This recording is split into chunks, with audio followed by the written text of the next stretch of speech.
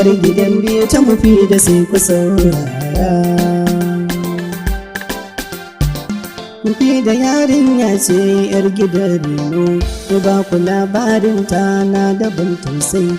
Baban mafi da yana aiki gidan yara, amma ku bai gane diyarsa ce mafi da ba.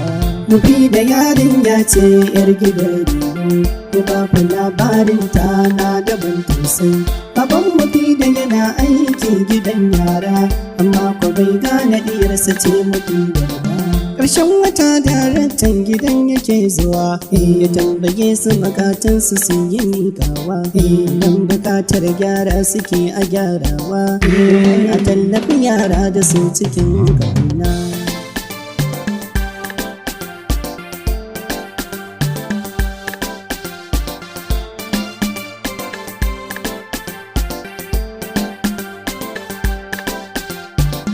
Litinin darakta ya zo ziyarar su, da malaman makarantar ga muradin su, su falshi ne madadin bayanan su, su ce karatu na mafi da shi suke kauna. Mafi da yarinya ce yar gidan raino, ku ba ku labarin ta na daban tausayi. Baban mafi da yana aiki gidan yara, amma ku bai gane diyarsa ce mafi da ba. Shi ma darakta ya yaba takardinta, ya sanya hannu na abar ta kai karatunta, amma akan sharaɗin karta ya da danginta, ba ma aka bawa mafi da dangina.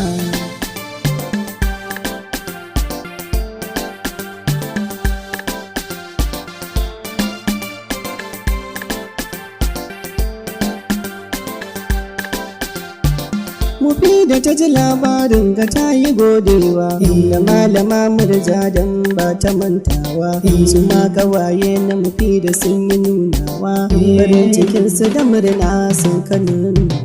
Mafi da yarinya ce yar gidan raino, ku ba ku labarin ta na daban tausayi.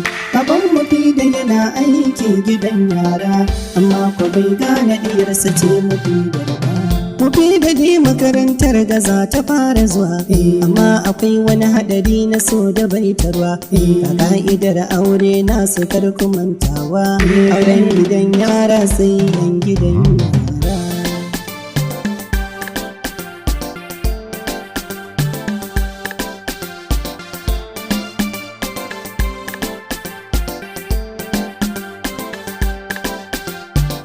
Ku so mu je makarantar mu yau gani da ido, abin da ke sama dai ba rabo wajen fado. Wai ina al'amari na so yakan kurdo, je gidan uku da ni da masu sauri.